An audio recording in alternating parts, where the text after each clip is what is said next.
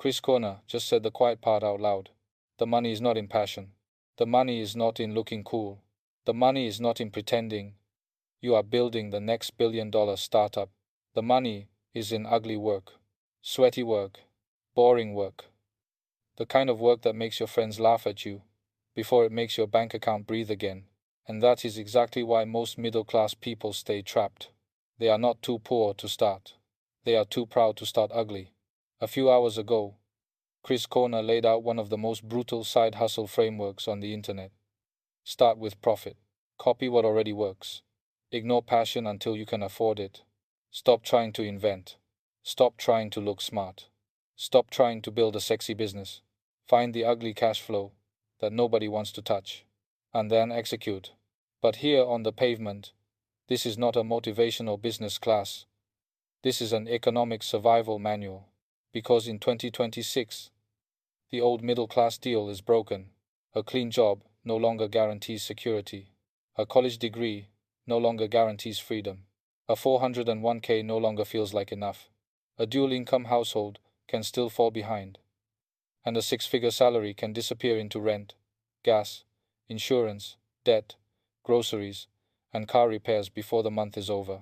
So when Chris talks about sweaty, ugly income, he is not just talking about entrepreneurship. He is talking about escape. Welcome back to Broken Economy. Today, we are breaking down Koerner's side hustle blueprint from the street level. Because the system wants you clean, polite, credentialed, obedient, dependent on one paycheck, terrified of looking stupid, terrified of selling, terrified of calling strangers, terrified of doing work that looks beneath you. But the market does not care about your ego. The market rewards solved problems, dirty problems, boring problems, local problems, problems with cash attached. That is the real lesson.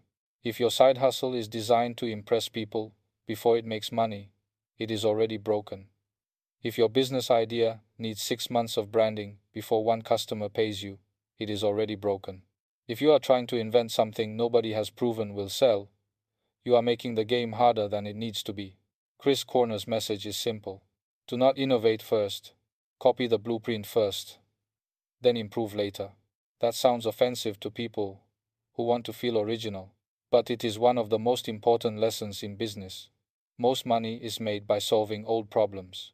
Hiring, scheduling, lead generation, customer service, logistics, repairs, rentals, local services, cash flow. People do not always pay for genius. They pay for relief. A plumber does not need your revolutionary startup pitch. He needs the phone answered when a customer calls. A wedding planner does not need a vision deck. She needs a reliable arch, chairs, lighting and delivery. A local RV park owner does not need Silicon Valley language.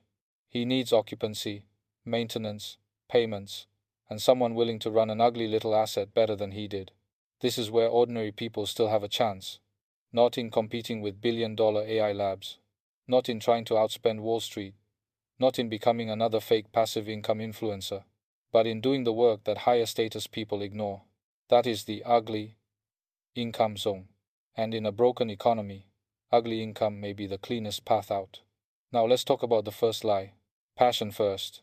This is one of the most expensive lies sold to the middle class. Follow your passion. Build what you love. Do what lights you up. That sounds nice. But when rent is due, passion does not pay the invoice. When gas is $6 a gallon, passion does not fill the tank. When your credit card is charging 20% interest, passion does not stop the bleeding. Koerner's framework is colder. Follow the profit until you can afford to follow passion. That is not romantic, but it is realistic. If you are already financially free, passion is a luxury. If you are still trapped by bills, passion can become a distraction. The first goal is not self-expression. The first goal is cash flow. Because cash flow buys time. Cash flow buys options. Cash flow buys patience. Cash flow buys the right to say no. And once you can say no, then passion becomes safer. Before that, passion can become another trap. Now let's talk about the second lie. You need a unique idea. No, you need a paying customer.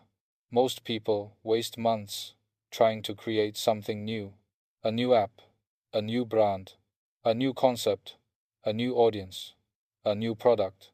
But Chris says the smarter move is to copy what already works.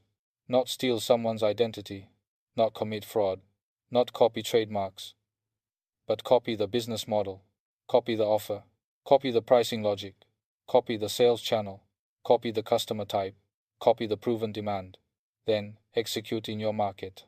This is not laziness. This is risk reduction. If someone is already making money with broken phone screens, wedding arches, AI voice agents, local newsletters, or boring service businesses, that is data.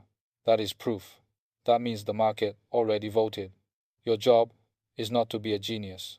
Your job is to get close to cash flow as fast as possible. That is why the blueprint matters. Innovation is expensive. Validation is expensive. Education is expensive. Ego is expensive. Copying a proven cash flow model is cheaper. And for people trying to escape paycheck dependency, cheaper is often smarter. Now, let's talk about the $500 box. Chris's idea is simple. Small businesses need AI. But most small business owners do not know how to use AI. That gap is a business. Think about a local plumber, a chimney cleaner, a roofing company, a mobile mechanics, a pool service, a cleaning company. They do not need a philosophical lecture about artificial intelligence. They need more customers. They need fewer missed calls. They need faster estimates. They need someone to answer leads after hours. They need a basic website. They need a voice agent. They need automation that saves time. And many of them would pay thousands for a system that makes the phone ring, captures leads, and reduces admin work. That is a real opportunity, not because it is glamorous, because the customer has pain. The beautiful part is that today, the tools are cheap. Vibe coding tools, no-code builders, AI voice platforms, simple landing pages, meta ads, local code outreach. You do not need to be OpenAI. You just need to understand the problem better than the business owner understands the tool. That is the middleman opportunity. You are not selling AI. You are selling less chaos. That is a powerful lesson. People do not buy technology. They buy outcomes. Now, the $1,000 box. Wedding rentals. Local newsletters. Small boring media. Ugly local cash flow. A wedding arch sounds ridiculous to someone trying to build the next tech company, but that is exactly why it can work. A piece of wood in your garage can become an asset. A local planner needs it. A couple pays for it. You deliver it. You rent it again. You repeat. Is it glamorous? No. Can it create cash? Yes. That is the point. The same logic applies to local newsletters. A local city guide. A neighborhood email list. A local deals list. A guide for families. A guide for new homeowners. A guide for weekend events. Build the audience cheaply. Sell sponsorship to local businesses. Auto shops. Dentists. Restaurants. Gyms. Real estate agents. Contractors. Again, this is not sexy, but it is simple. Local attention is valuable. Local businesses need customers. If you can own a tiny distribution channel in a local market, you own a small cash flow engine. Now the $5,000 box, RV parks, mobile home lots, tiny outdoor hospitality assets. This is where Chris attacks the middle class obsession with single family rentals. A lot of people think the path to wealth is save forever, buy one house, get crushed by high rates, hope the tenant pays, hope nothing breaks, hope property taxes do not explode, hope insurance does not destroy the cash flow. That model can work. But in 2026, it is brutally hard in many markets. The price is too high. The financing is too expensive. The maintenance is painful. The cash flow is thin. So Chris points people towards smaller, uglier, more neglected assets, like tiny RV parks or mobile home lots. Not luxury real estate.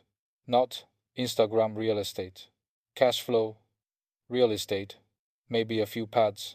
Maybe a tired owner. Maybe bad operations. maybe seller financing, maybe a property too small for institutional buyers, too ugly for lifestyle investors, and too operational for passive landlords. That is where opportunity hides. In the assets that rich people are too big to touch, and regular people are too proud to call. That is the broken economy lesson. Do not chase the status asset. Chase the mispriced cash flow asset. A house can make you look middle class. A small, ugly RV park can actually pay you. That is the difference. Now, connect this to your real life. If you are working full time and driving nights or weekends, you already understand one thing. Labor alone is not enough. You can work harder and still not build freedom. You can make more income and still lose the surplus to fuel, insurance, rent, repairs, taxes, and debt. That is why a side hustle has to be evaluated differently, not by how cool it looks, not by how passive it sounds, not by how good it looks on social media, but by one question: does it turn effort into durable cash flow? Driving for an app can produce income, but it may not produce leverage. Every hour starts over, every mile costs money, every delivery burns the asset. That does not mean it is useless. It can help, it can bridge a gap, it can create cash. But if the goal is escape, you need to convert sweat into ownership. A hentauite, a local audience, a service system, a customer list, a small asset, a process, a repeatable offer. That is the difference between a hustle and a machine. Chris is not telling people to hustle forever. He is telling people to use ugly hustle to buy their first piece of leverage. That is the key. Sweaty, ugly income is not the destination. It is the bridge. You do the ugly work to get cash. You use the cash to buy assets. You use assets to buy freedom. And then, maybe later, you follow passion. Now let's talk about ego. This is the hidden enemy. Most people do not fail because they lack ideas. They fail because they are embarrassed. Embarrassed to sell. Embarrassed to call. Embarrassed to knock on doors. Embarrassed to rent out a wedding arch. Embarrassed to offer AI setup to a plumber. Embarrassed to buy a dirty little RV park. Embarrassed to do something their friends do not understand. That embarrassment is expensive. It can cost you years.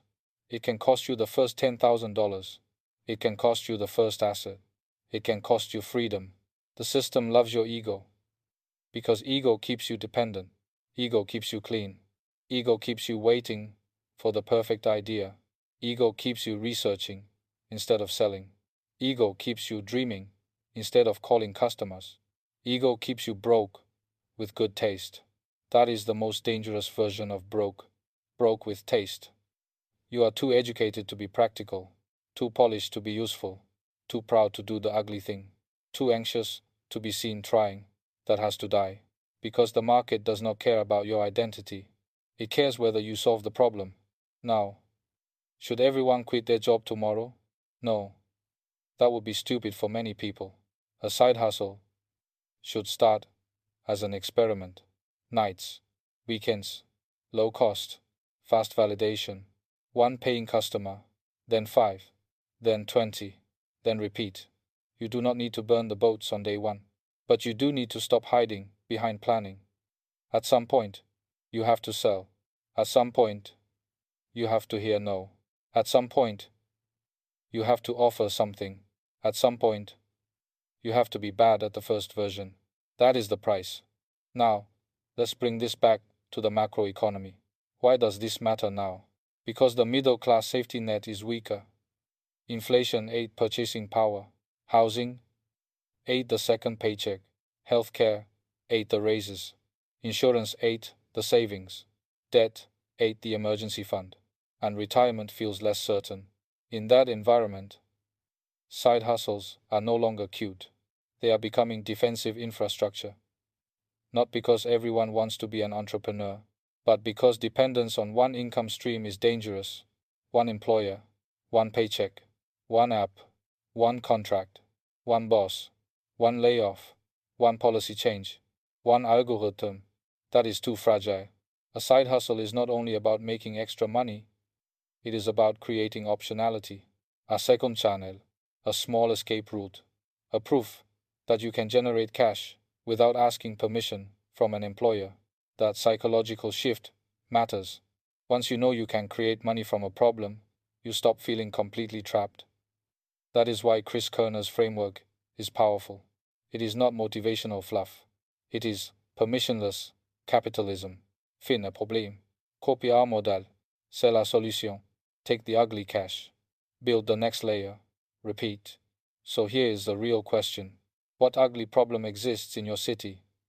What local business still misses calls? What rental item is overpriced? What old owner wants to sell a tiny asset?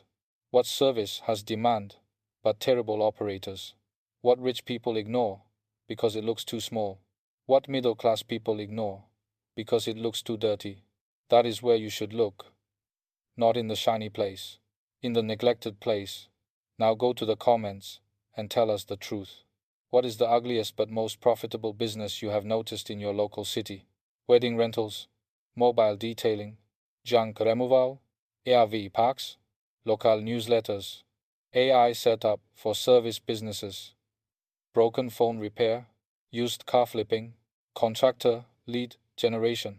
And be honest, are you too proud to do it? Because that may be the real trap, not the economy, not the lack of money, not the lack of ideas, your ego, your fear of looking poor while trying to stop being poor. Chris Koerner gave the blueprint. Broken economy is giving the street level warning. In this economy, a clean job may keep you alive, but ugly cash flow might be what gets you out.